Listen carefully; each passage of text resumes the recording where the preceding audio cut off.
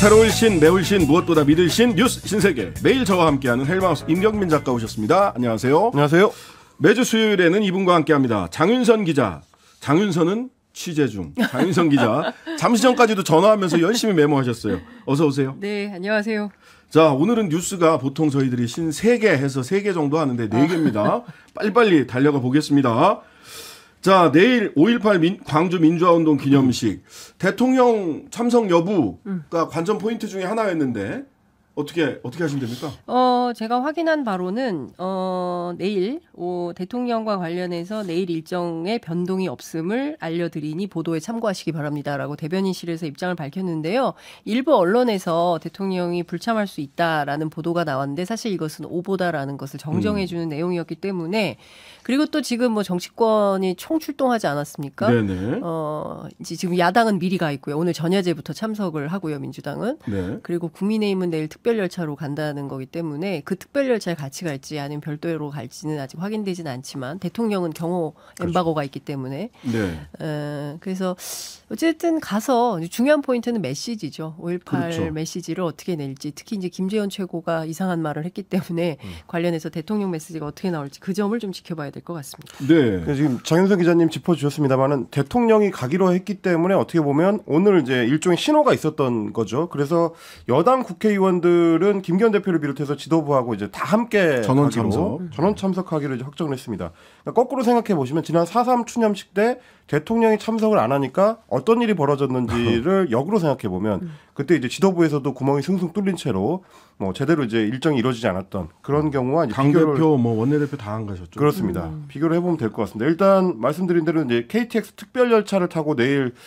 여당 국회의원들이 모두 광주를 찾을 예정이고요. 오늘은 국민의힘의 이제 이준석 전 대표를 비롯해서 천하 용인 중에서 이제 이긴 도의원 같은 경우는 이제 조부상으로 빠졌고요. 나머지 그 친이계 인사들과 함께 광주를 찾았습니다. 그리고 이제 5.18 정신을 헌법 전문에 수록해야 된다. 이거에 대해서 다시 한번 확인하고 강조하는 목소리를 내면서 참배를 직접 했습니다. 그리고 내일 이제 기념식에도 참석할 걸로 보이고요. 한편 이제 광주 KBS의 의뢰로 한국갤럽이 지난 10일에서 11일까지 여론조사를 실시를 했는데 정부 여당의 5.18 관련 정책이나 행보 등이 얼마나 진정성이 있다고 느끼느냐 이렇게 질문을 했더니 진정성이 없다는 응답이 광주 시민의 71.6%로 조사가 됐습니다. 이 자세한 사항은 중앙선거 여론조사 심의위원회 홈페이지를 참조하시면 그럴 됩니다. 수밖에 없는 게 작년에 윤석열 대통령이 5.18 기념식에 참석을 해서 매년 오겠다 이런 얘기를 한 이후에 김재원 등등 이런 분들의 발언이 대통령이 그런 약속을 한 이후에 나왔단 말이죠. 그러니까 뭐 믿기 어렵죠. 일본 같아요. 예, 일본이요? 네, 반성한다고 해놓고 뒤돌아서서 독도는 일본 땅 다케시마 얘기하고 그리고 또 뭐 이상한 얘기를 계속 하지 않습니까? 그리고 또 아시는 것처럼 저는 그 일본하고 태도가 좀 닮아 있어서 이분들 왜 이러지? 이런 생각이 좀 듭니다. 네. 일단 민주당은 내일 이제 5.18 기념식에 앞서서 오늘부터 일정을 시작했습니다. 이재명 대표하고 당 지도부가 오늘 오후에 망월동 민족민주열사 묘지를 참배를 했고요. 금남로에서 오늘 열리는 전야제에 참석을 한 뒤에 내일 기념식에 참석할 예정입니다. 이 대표는 오늘 오전 확대 간부 회의에서 직접적으로 5.18 민주화운동을 헌법 전문에 수록하는 문제 이거 관련해가지고 이거 하나만을 처리하는 원포인트 개헌을 다음 총선에서 함께 처리하자. 이거 이제 정부 여당 쪽에 제안을 했습니다. 그리고 문재인 전 대통령도 오늘 오전에 김정숙 여사와 함께 5.18 민주묘지를 참배를 했는데 전임 대통령이 5.18 묘지를 참배하는 거는 이번이 처음입니다.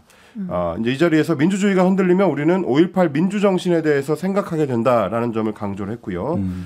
그리고 이제 광주 전남 지역의 117개 시민사회단체 어제 기자회견을 열고 윤 대통령과 국민의힘의 광주 방문을 이제 거부한다라고 밝히기도 했습니다. 윤석열 정권이 민주주의를 무너뜨리고 인권을 무시하면서 불통으로 내달리고 있다는 이유를 거론을 했습니다.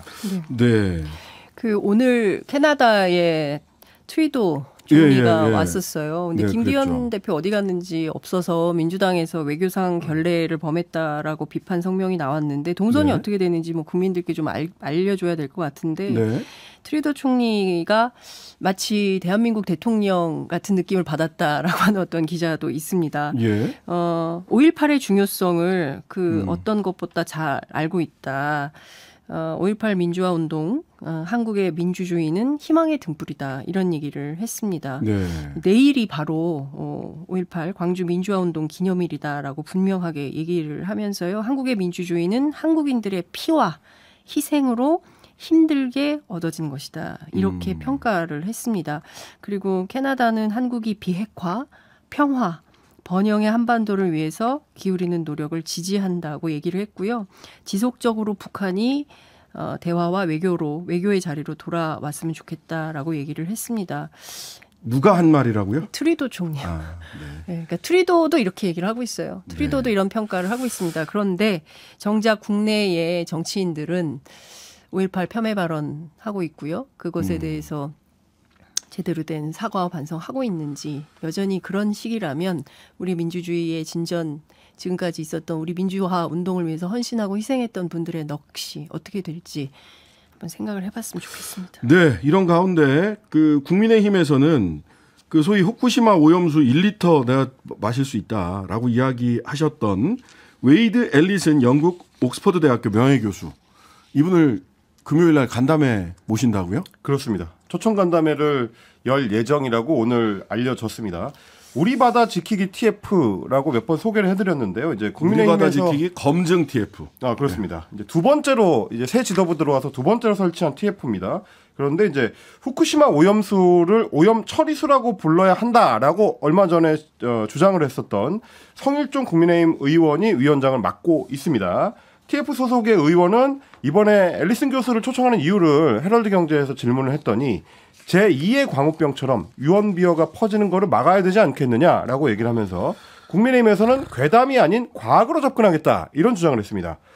그러면서 이제 오염수의 위험성에 대한 오해를 불식시키겠다라는 의도를 밝히고 있는데 과연 앨리스 교수의 최근 발언들을 봤을 때 그게 가능할 좀 의문이 든다라는 지적이 많습니다. 왜냐하면 지난 15일에 이미 이제 한국원자력연구원에서 이제 개최했던 간담회에 참석했을 때 그 문제의 1리터 발언도 했지만 다른 발언도 했거든요. 뭔 얘기를 했냐면 후쿠시마 원전 사고가 발생했을 때 방사선 누출로 인해 사망한 사람이 없었다라는 발언을 했고 후쿠시마 원전 사고가 발생했을 때 주변 지역에 불필요하고 무리한 소개 명령으로 인해서 1,500명 이상이 사망했다.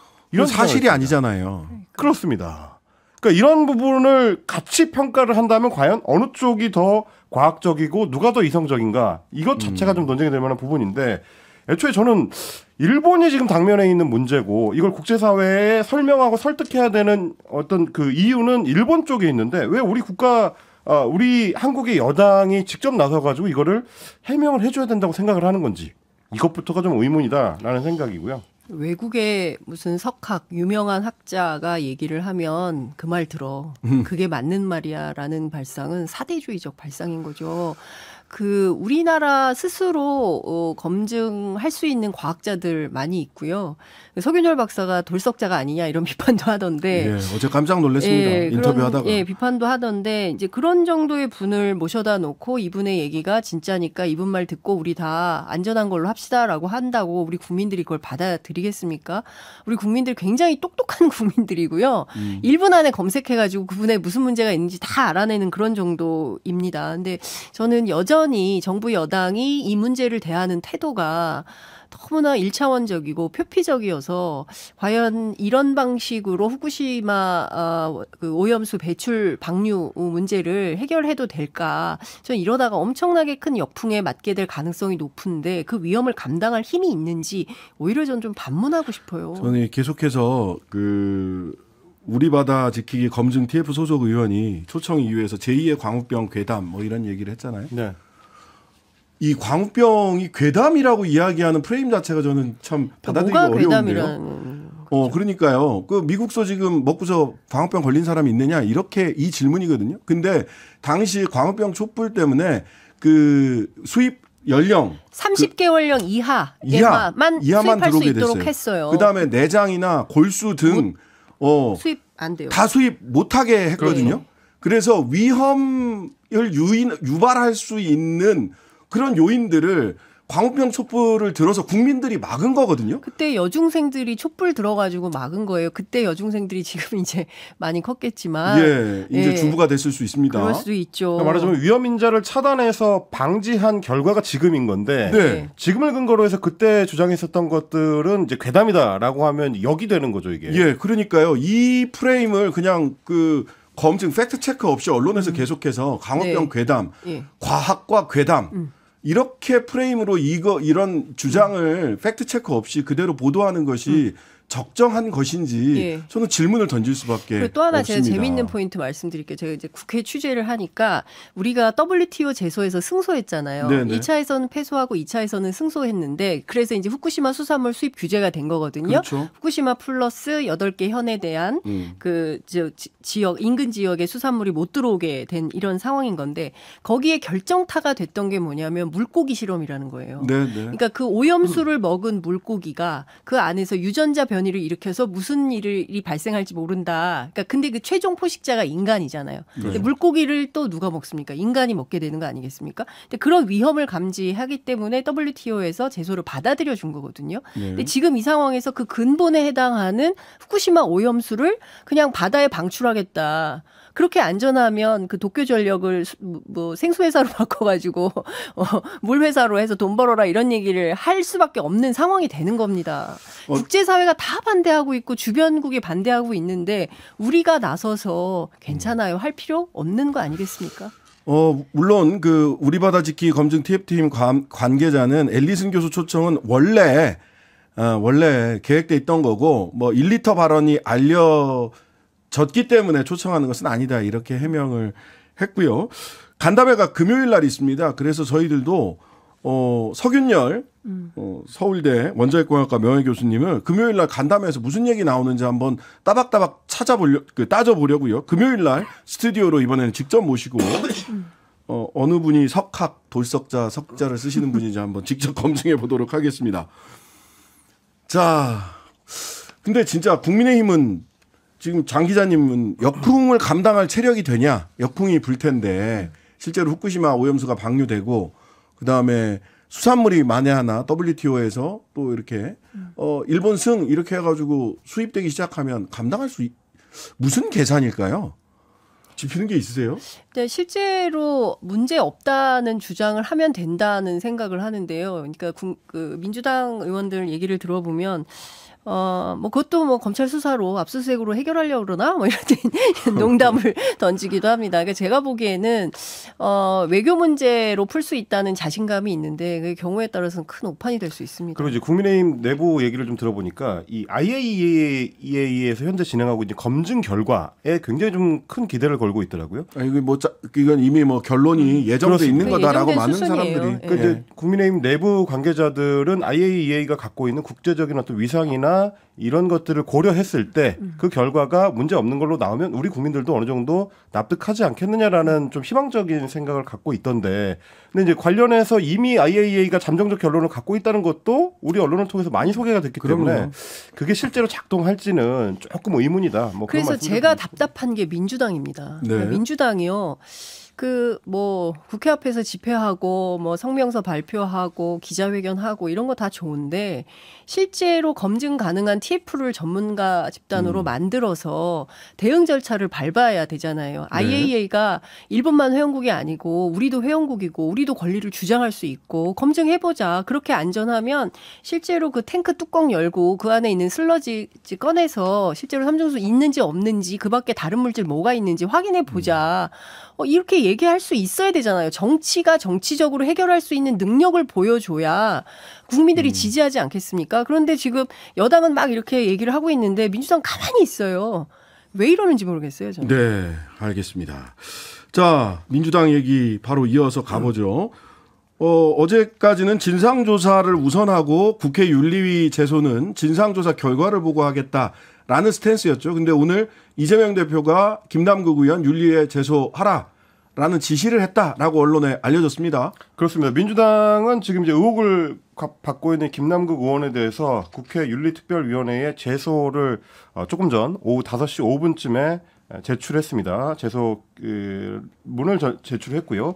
이번 결정이 이재명 대표의 공식 지시를 통한 것이라는 점을 대변인들도 굉장히 좀 강조를 하고 있습니다.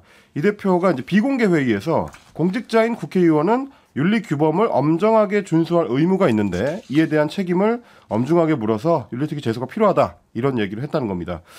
또 이재명 대표가 이제 최측근인 김남국 의원에 대해서 기존에 이제 온정주의적 태도를 갖고 있는 거 아니냐라고 당 안팎에서 비판이 나왔는데 결국 그래서 이제 읍참마속의 결단을 내리게 된 것 아니냐 이런 분석이 있고요.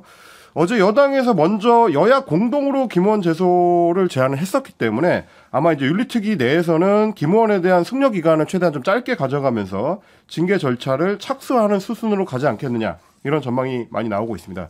다만 오늘 이제 민주당에서는 제소를 하면서 동시에 윤리특위에 이미 제소가 돼 있는 30여 건의 다른 국회의원들의 사례가 있습니다. 김남국 제외 38건 있습니다. 그렇습니다. 이거를 이제 같이 빨리 처리해야 된다라는 입장을 밝혔는데 뭐 예를 들면 공직자 재산 신고를 했을 때 11억 원 정도를 누락했던 국민의힘의 조수진 의원이라든지 올해 1월 26일 날 제소됐네요. 이태원 참사 국정조사 기간 동안에 그 국정조사를 하고 있던 시간 동안에 지역구 행사에 다녀왔던 전주의 의원의 이제 문제 이런 것들을 같이 처리하자라고 이야기를 하고 있습니다. 국민의힘에서는 민주당의 이런 주장에 대해서 이건 물타기다라고 반발하고 있기 때문에 실제로 윤리특위 심사가 어떤 과정을 거치게 될지는 조금 더 지켜봐야 될 것 같습니다. 근데 제가 법상 과문해서 그런지 모르겠는데 제가 이게 국회 징계 관련된 법을 다 찾아봤거든요. 근데 국민의힘에서 본회의 직회부하자라는 얘기를 하는데 법상 그렇게 못하게 돼 있거든요. 그 국회의원 징계 관련해서 본회의에 직회부할 수 있는 거는 딱 하나 있습니다. 한 건 있어요. 그 국회법 제14장 징계 제155조에 보면 의장석 또는 위원장석을 점거하고 점거 해제를 위해 의장 또는 위원장의 조치에 어떤 지시를 했는데 따르지 않을 경우 이거는 이거는 그 윤리위원회를 윤리특위를 거치지 않고 본회의로 직회부해서 바로 징계 결정을 해요. 이렇게 해서 징계받은 사람이 딱 한 분 계십니다. 김기현 대표예요. 그때 소위 검찰청법 개정 뭐 등등등 소위 검수완박법 요때 의장석 법사위 위원장석 점거하고 맞아요. 계시다가 윤리특위 거치지 않고 바로 직회부 됐거든요. 그래서 30일 출석정지 받으셨어요. 국회. 그러니까 법에 직회부 할 수 있는 게 이렇게 딱 하나로 정해져 있어요. 근데 윤리특위 시간 끌지 말고 본회의로 직회부하자 이렇게 얘기하는 거는 물론 뭐 여의도에서는 안 되는 일이 없다라고는 하지만 그렇죠. 양당에 합의하면 뭐든지 할 수 있는 게 국회입니다. 그리고 양당이 합의하면 위원장도 뭐 별도로 나서서 의견을 달지 않는 문화가 있는데요.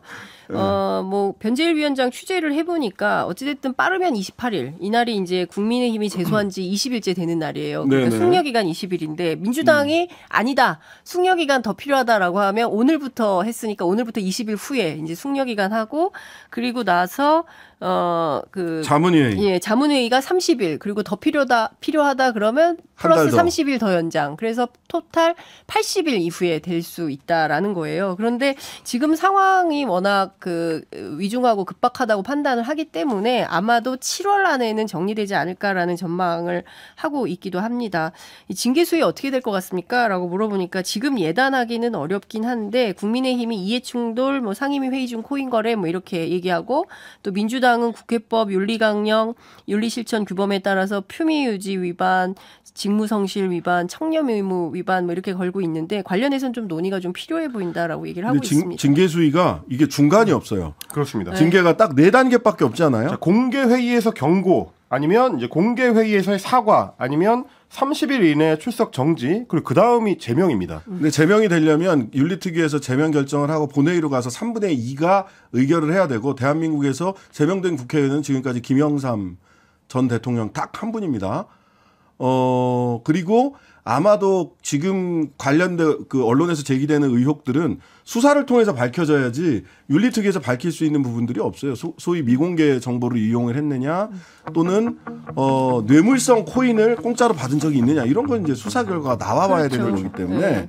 근데 그럼에도 불구하고 지금 김남국 의원의 해명이 일관성이 없고 그리고 분명히 뭐 몇천 원밖에 안 했다 그랬는데 2,800 나오고 막 이렇게 하기 때문에. 잠시 광고 듣고 올게요. 신장식의 뉴스 아이킥 김경민, 장윤선 두 분과 함께 뉴스 신세계 이어가겠습니다.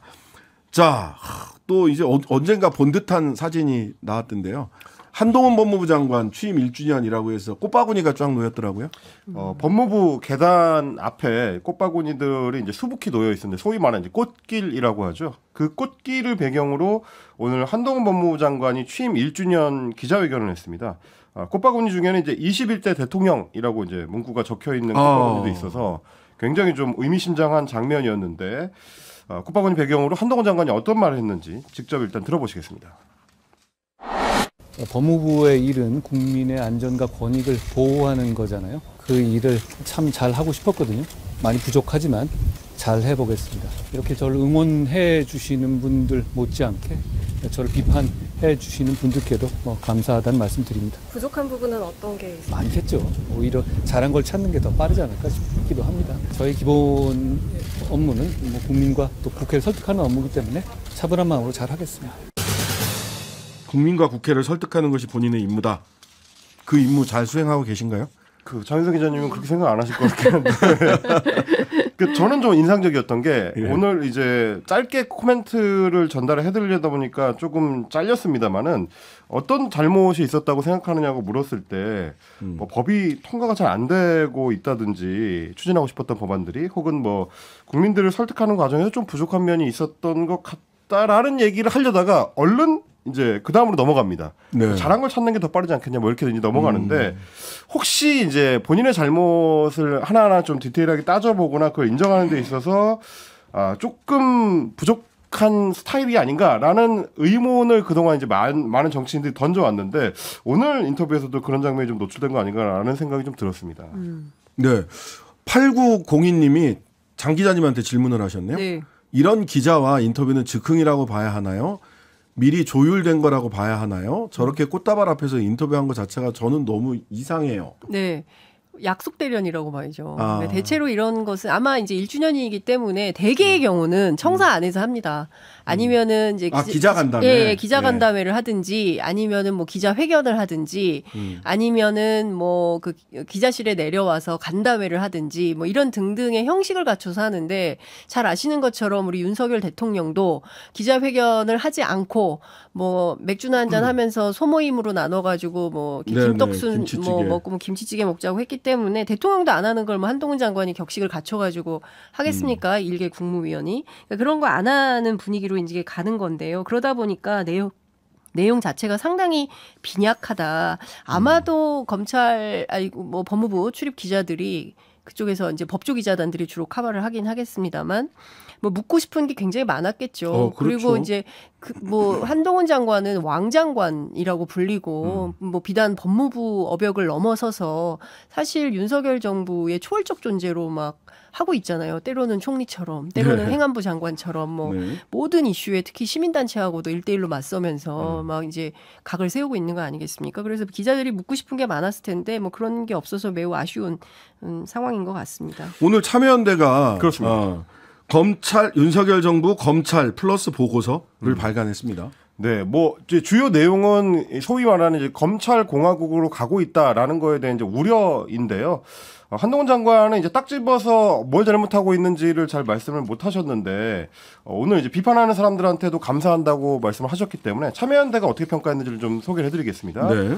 대통령실과 권력기관의 요직이 검찰 출신 인사들로 채워지고 법을 우회한 시행령으로 검찰의 권한을 키우면서 국정원은 다시 과거로 회귀하고 있다 이렇게 요약할 수 있겠는데 법을 우회한 시행령으로 검찰의 권한을 키우는 부분이 아마도 한동훈 장관과 법무부를 지적하는 걸로 보입니다. 네. 그러면서 오늘 보고서를 발간하는 기자회견 자리에서 한상희 참여연대 공동대표가 이렇게 얘기했습니다. 로스쿨 교수님이에요. 그냥 그렇습니다. 뭐, 법 전공하신 분이니까. 헌법학자죠. 헌법학자세요. 건대 법대 교수님이시죠. 예. 한동훈 장관을 향해서 헌법에 대해서 아주 약간의 그러니까 학부 1학년 1학기 법학 개론스러움만 듣더라도 한동훈 장관 같은 이야기는 안 할 거다라고 지적을 하면서 어떻게 일개 법무부 장관이 시민을 향해서 국민을 향해서 그렇게 막말을 할 수 있느냐? 한동훈 장관 탄핵감이다라고 그러니까 시민단체를 향해서 이제 공격을 하는 이 행태에 대해서 이제 비판하는 그런 목소리를 또 냈습니다. 예. 한동훈 장관은 한 달에 10,000원씩 내서 운영하는 참여연대 같은 시민단체 정부 보조금 일체 안 받았거든요. 1994년에